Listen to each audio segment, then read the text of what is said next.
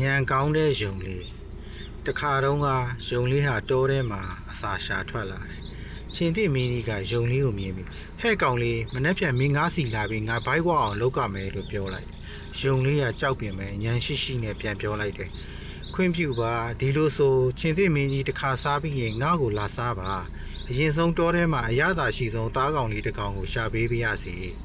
ချင်းတိကအေးလေတွားရှာစမ်းအဲ့ဒါမင်းနောက်ကငါလိုက်ခဲ့မယ်ယုံလေးကအမြန်ပြေးသွားပြီးချင်းသိမင်းကိုရေတွင်းသားကိုခေါ်သွားတယ်ဖះရေဒီရေတွင်းတော်ထဲမှာအရသာရှိတဲ့တားကောင်ရှိနေပါတယ်